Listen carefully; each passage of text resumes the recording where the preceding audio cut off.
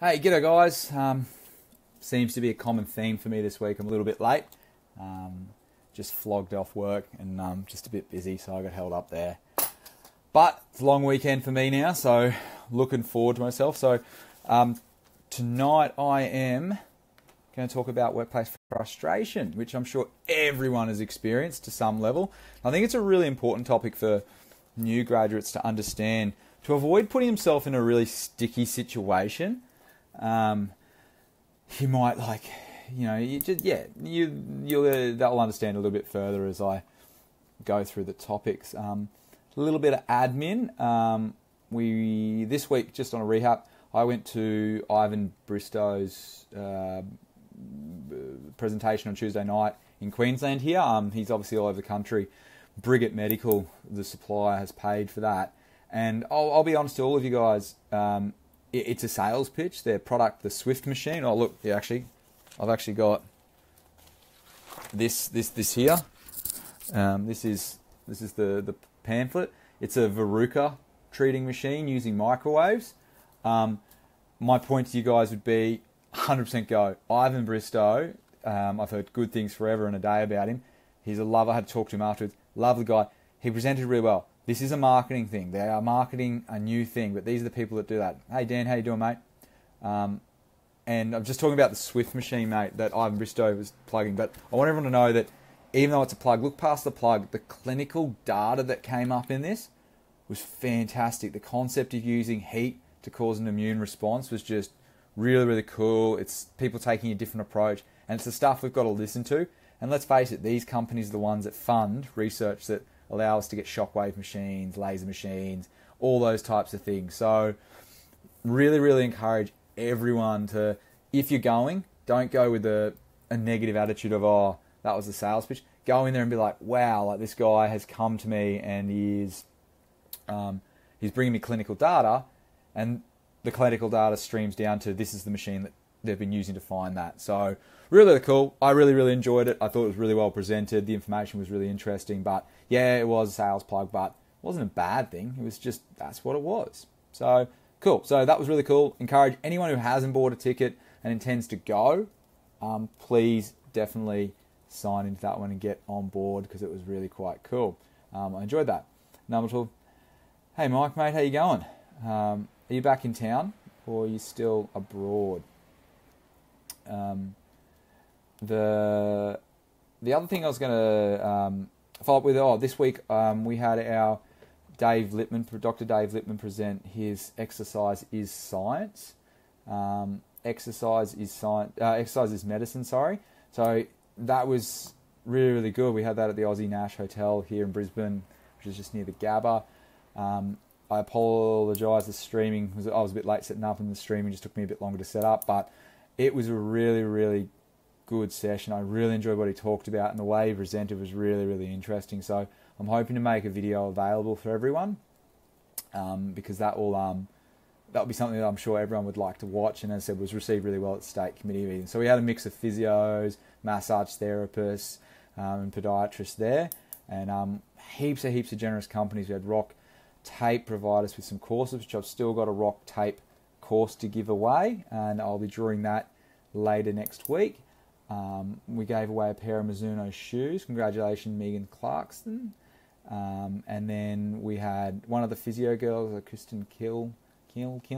She's on your page, mate. She won a Rock Blade course, so she's off to go do one of those, which is a great prize to win. And then gave away a couple of pairs of Injinji socks. And if anyone who hasn't used Injinji socks, they're the toe glove, 100% recommend them. Yeah, just get yourself a pair, treat yourself for Christmas. Hey Sarah, how you going? Hey Thomas, hey Mitch, hey Emily. So, moving on, sorry for that one. In just a quick follow-up, we're looking to organise a paediatric physio to do another workshop like that, and we're hoping to also organise, we're hoping to do, and we've got a hamstring, which is going to be Dr. Matthew Bourne. Anyone who was there the other night, Dave gave an amazing plug to, and you know, Matt Bourne is he's working hard, and he's got some really high-end stuff that he's working with. Yeah, me and Michael are going to throw together a live session together in a date that we can line up together, so I'm looking forward to that. So tonight, let's move forward. Sorry, I'm baffling a little bit. Want to talk about workplace frustration, which I'm sure everyone has experienced, and particularly new graduates. So I sort of broke it down to there's a couple of tiers, like money's workplace. Like, am I getting paid enough? Do I know if I'm getting paid enough? Is my boss taking me for a ride? Do I deserve more money? Big one, I think. Or when do I deserve more money? So that's the first one. Am I getting paid for my workload? That's a good one as well. Workplace frustration. So like the people you work with, and is someone new come in and you think they're getting treated better than you, or they're getting better hours than you, or they're getting the patients that you want, or something like that. You're still doing maybe doing home visits and you don't enjoy that type of thing. And then those points where you get to a bit of a mind block and you get poor outcomes, and you're getting outcome, and it sort of all comes in waves. You're getting multiple poor outcomes. You've got to really work through those situations as well. And then bringing your outside world into your workplace and letting that drive your frustration, which then affects all those other things. So I think the best one to start with is actually the outside world one, which is the simplest. It's not always easy, but look, guys, you've got to draw a line. I'm just going to be really, really simple about this. Draw a line and understand that you can't bring your workplace stuff or anything that happens outside to work. Even if you end up getting into an argument with your boss as such, which I'll tell you now, I've had multiple big arguments with my bosses when I was younger, and I was a bit naive about things, and I had to go back into my clinic room with a smile and be generous and not have even a bad vibe about me.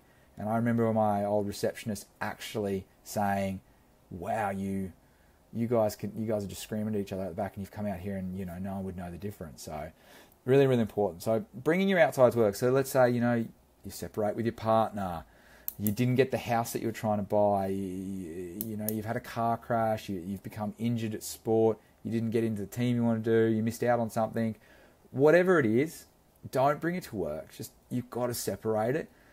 Even don't talk about patients. It'll actually be really healthy for you to just draw a line and separate out from your patients. Because if you talk to your patients, you're going to sort of grind your gear further and further. So I would say that, but definitely find an outlet to talk to people about it. Talk to your friends and things like that you need to talk to, or family. But try not to bring those things to work, because it will affect all your other outcomes, and it could drive you further into the hole. That's all. So it's a very good professional skill to learn to segregate those types of things. And there's no reason those things should affect your workplace, because they're not related. Okay, so outside workplace frustrations, please just draw a line, cut them out. It's the adult thing to do. So number 2, the people around you. This is a great one. You're always going to have a situation where you get into a workplace, and let's face it, when you start as a new graduate, you're at the bottom of the pecking order. I don't care if you're employed as the senior podiatrist or the senior physio or whatever. You're still below that receptionist that's been there for 3 or 4 years, or even 1 year. Yeah, you'll leapfrog them really quickly, but you've got to give that respect to them immediately, because they know where all the bits and pieces are. They know where the files are, they know the procedures, and they can help you. So that's a really important thing. So don't sort of come in there and think that you're the big bopper. I mean, if I took a job somewhere,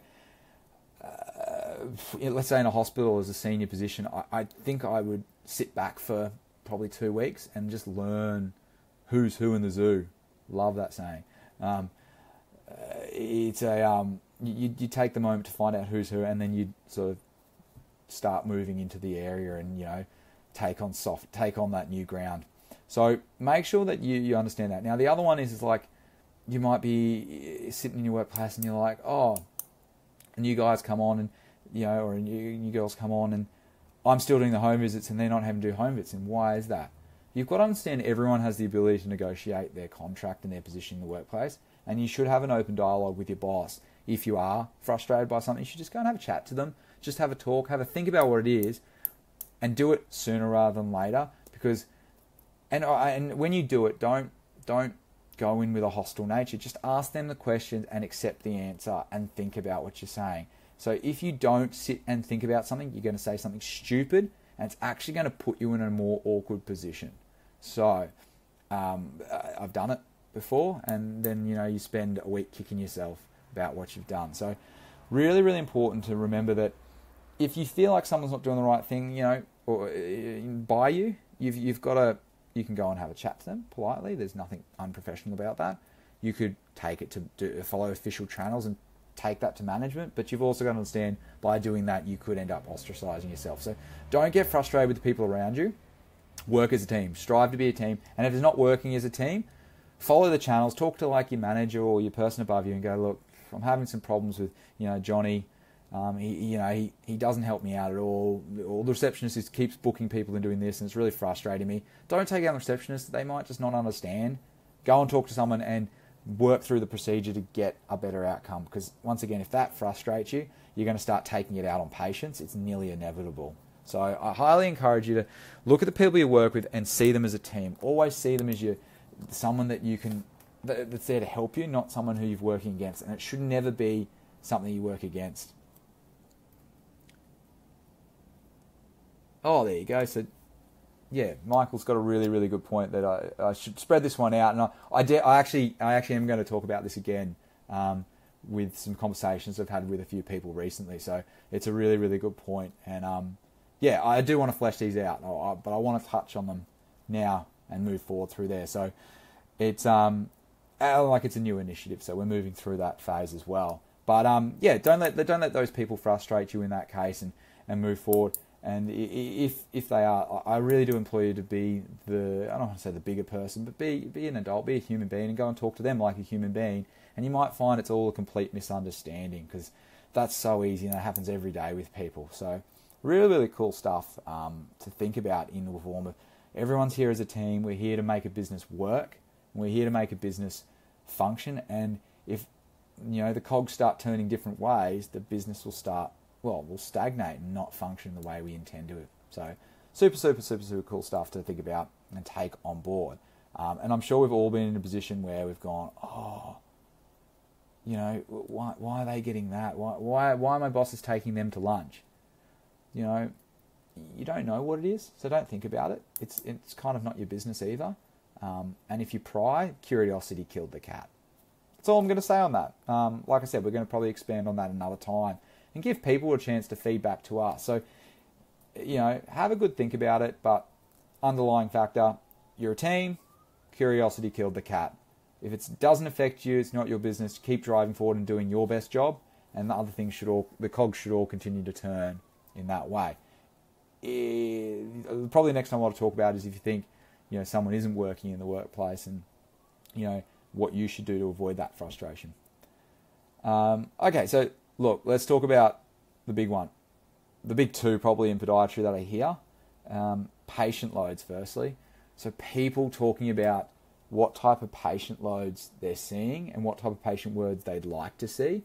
So there's obviously a really heavy foundation, and I'm sure this is in physio as well, as people come out in podiatry, and a lot of people want to see a particular patient. I'm going to use biomechanicals because it's the easiest one, but you could reference anything in, and they want to see biomecs, but biomecs are high.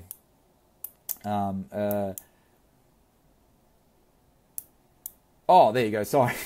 Michael was saying that you can talk to your bosses 2 or 3. Yeah, you can. You can talk around it multiple times, and that's what I'm talking about with an open dialogue. You can make sure you work through that. There's official channels, and that's what I mean.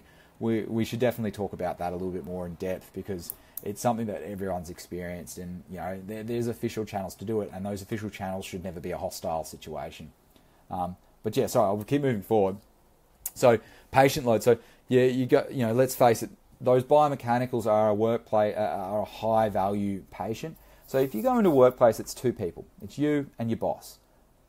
I mean, you should expect to be doing the grinding and the basic stuff while your boss does see those high value patients, because it's your boss's business. That's the reality. And I mean, you should do your time, and then once you've done your time, and it might be 6 months and you've earned that, and it is very much about earning it, then you can, if it's not happening and you think it's still been really unfair and your boss putting that, you can sit down and openly once again have a chat with them and just say, hey, look, I really want to progress into being a biomechanical podiatrist like you, but I'm not seeing any biomechanical patients.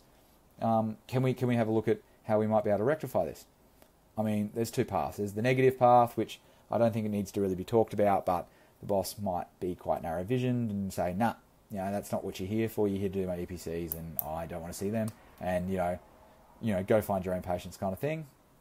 I don't even really talk about that. Or there's the stage where your boss goes, yeah, okay, look, let's try and open your diary and get you here, and we'll try and get one in there a week. But don't take those numbers literally, but just start working through that, and hopefully you start seeing a few more of those. And I mean, it's up to you to make sure that then when you're given that chance, you take the most of that opportunity, because you're only going to frustrate yourself if you continue not to. And you've got to realize and identify that as well, that if you don't take that opportunity and use it to the full extent, and you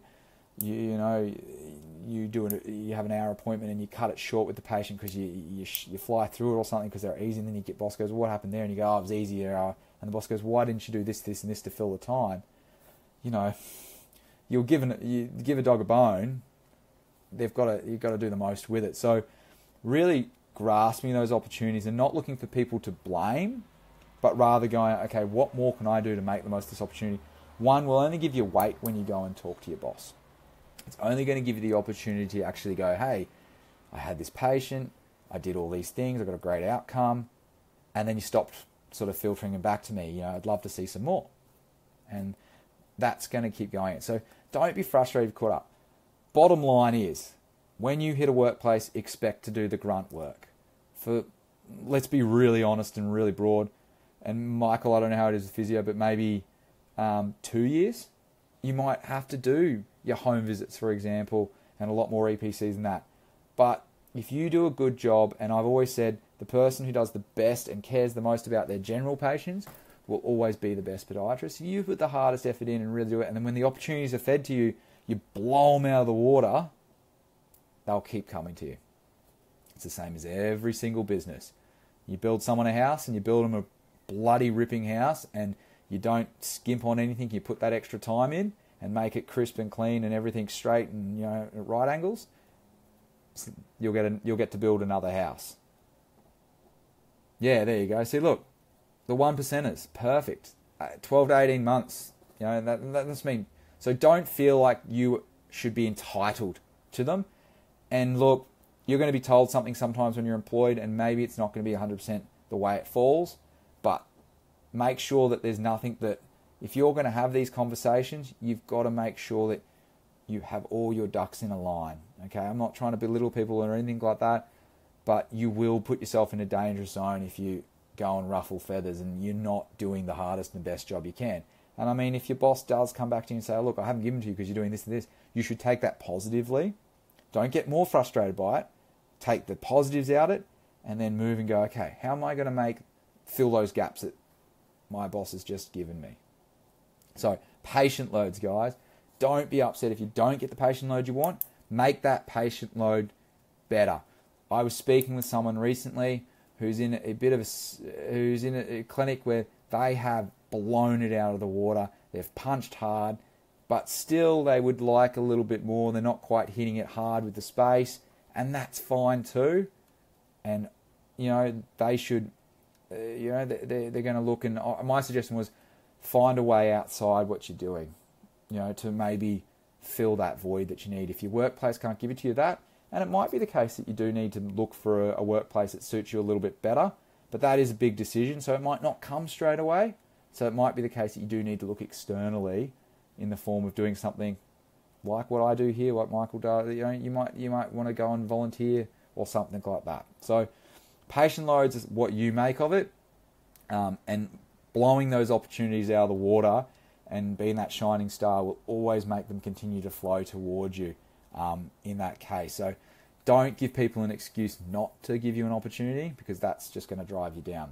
As I said, 1%ers will always get you over the line. The 1%ers are the ones that will get you moving forward. And I think it's a really good progression now for us. Let's talk about pay. Let's talk about money, because let's face it, it's probably, and hours, this kind of thing. I guess you could even say workplace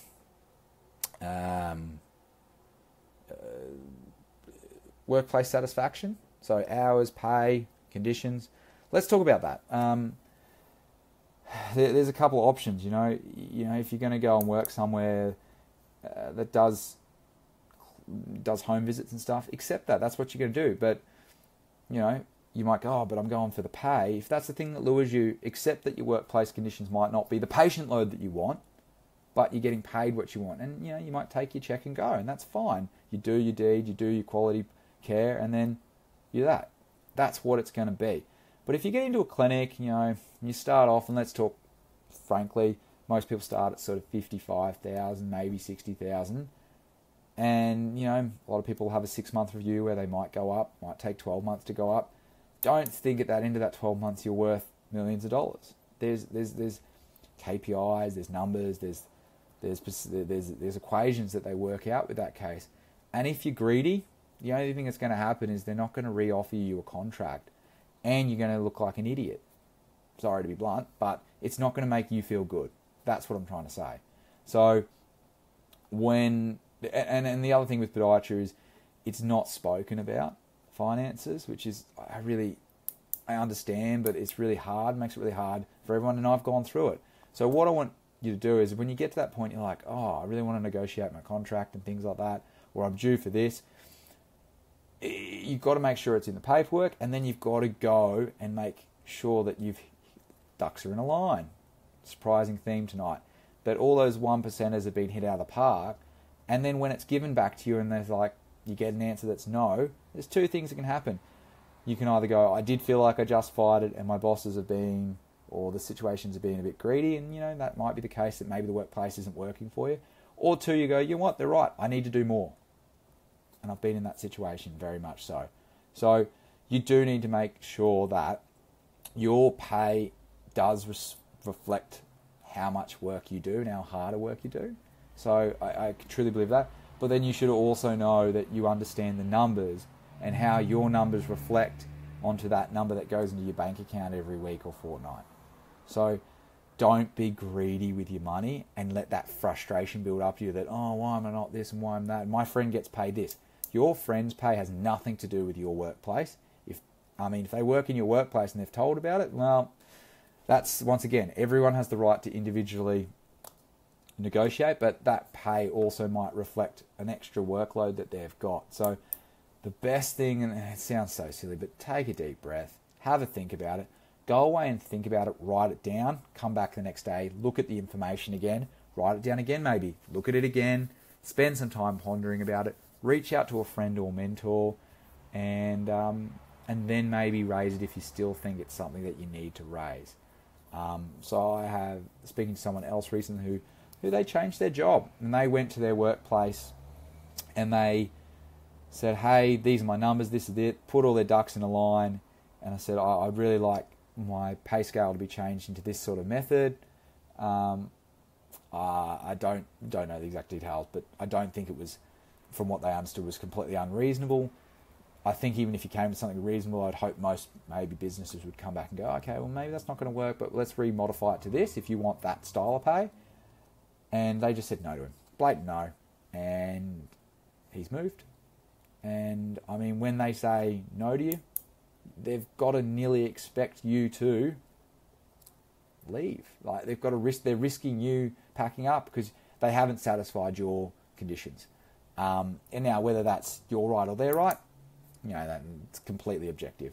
But it's really, really important that everyone takes on. And I guess for anyone who owns a business, you've got to remember that. So there should always be like Mike was saying before, there should always be 2, 3, 4 discussions a week. You know, it could happen over a month, but sometimes things don't happen, but patience will bring it out for you. So that's the first thing is, you know, you go in and they go, nah. I think that's the most negative. That's the 0 out of 10. I think, you know, a 3, 4, 5 is someone who goes, okay, well, let's renegotiate. Let's do some more numbers, and you flip some numbers between yourself. 4, 5, 6, they go, you know what? You have been working really hard. We want to reward you, but not going to reward you the way you want to reward. We want to do this way. It's still a very positive energy, but it's not maybe exactly what you want. And then 10 out of 10, they go, you know what? You're absolutely right. Here it is. You've done a fantastic job. Keep it up. Yeah, once you do get a pay rise, you need to be very much sure that it's the right thing. And if it doesn't work out, you can't then go back to them straight away and go, this isn't working. You might have to wait 3 months before maybe considering whether it's the right pay job if it's not working, or renegotiate whether you need to do that.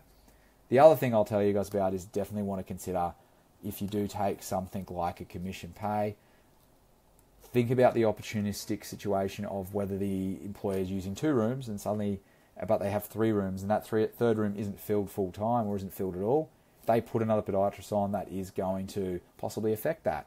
But you can't complain about that. You've got to look into that situation. So those little frustrations that you can get where it just grinds your gears and you're like, I just hate this and I don't want to be here anymore, that's something you've got to go and look at. Okay, let's write it down. Why don't you want to be there?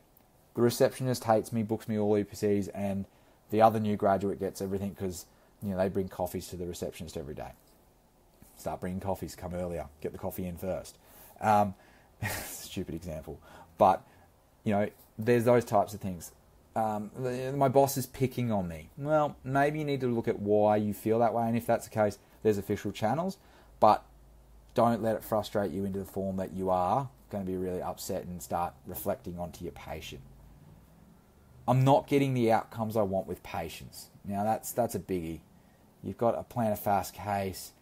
You've thrown the kitchen sink at them, and you've gone down something like orthotics. It's a good example, and they've come back and the orthotics not working, and you're modifying it all the time, and you're just not getting that outcome. Really, really hard. And sometimes it can debunk you a little bit, and you go, I don't, will derail you, and you go, I don't want, and you start going back to not prescribing an orthotic for a particular pathology because you found it didn't work, or not using a modification which does work, it just didn't quite work for that person. Always have confidence in your treatment and look at the big picture. Geez, that's one patient out of 100 that it didn't work on. I shouldn't be so down about it. I should drive forward and continue working. But then what happens when you get 3? Well, 3 in a row.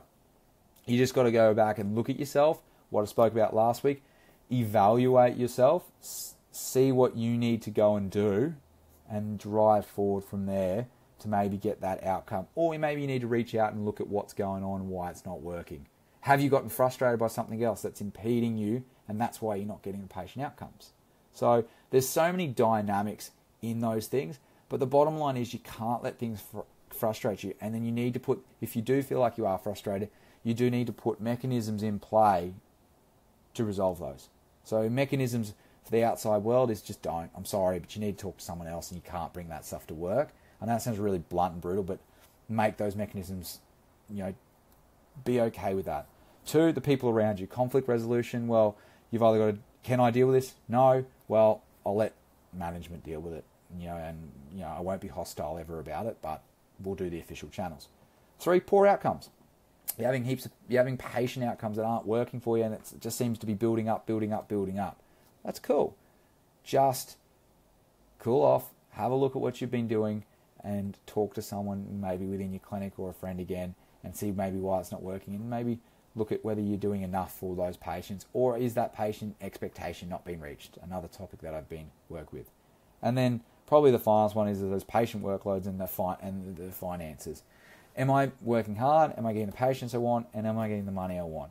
Well, that's all very subjective, but you need to know that if you get paid a particular figure, but you're only bringing a certain number and thing, that figure might not allow you actually to shift this year, and you need to work harder next year.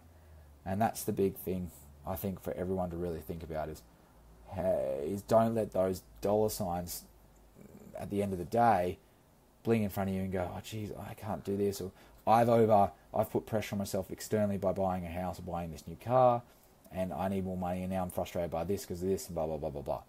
You need to make sure those steps are all put in place, and once again, have open conversations with your bosses, because they'll be able to help you. They're experienced, they've got wisdom, they've been through it all, and they'll be able to help you out to establish those best mechanisms to get the best outcome.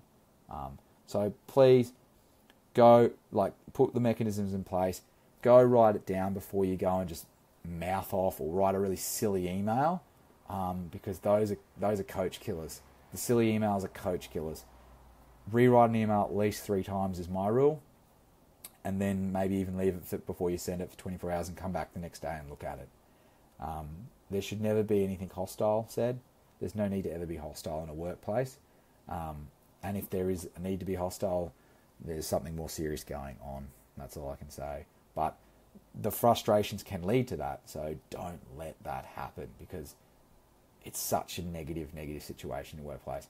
And I'm going to put my hand up and say I've been in it. I've been in it more than once, and I still work at the same workplace in 8 years. So I've worked through it, and I feel more confident because of it, and that's why I want you guys to understand that. And look, I've always got an ear for you guys. If anyone wants to have a chat privately or anything like that, if you just feel into the grind, and if you concentrate on your clinical work as a new grad and don't worry about what the business is doing, even though if it's frustrating you, you will find you enjoy your workplace far, far better. Because what did you sign up to do?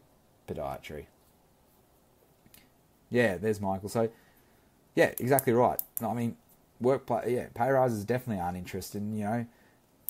My only point is you should feel rewarded for your hard work, but that doesn't mean it's going to be every 3 months that you get that. It might be every 12 months. It could be even every 2 years, but, it's something that you should be rewarded for. And if you haven't done the work, don't expect it. Expectations are easily broken, and curiosity killed the cat. Pretty simple stuff. I'm going to sign off, guys. I'm going to keep it fairly short tonight, so just a little bit of intermediate. Final piece of admin. There won't be pod... I'm changing the name from PodChat to Pod TV because Kevin Kirby uses the term PodChat. Copyright, that type of stuff. But Pod TV will not be active next week. I've got some personal meetings that I've got to go have after work.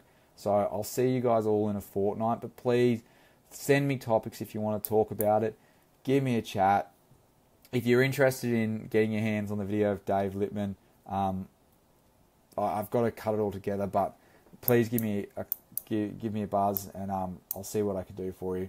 Otherwise, from that, have a great long weekend up here in Queensland at least. I don't know what the rest of the nation's doing this weekend, and stay out of trouble. But please reach out if you do have frustration. Thanks, guys.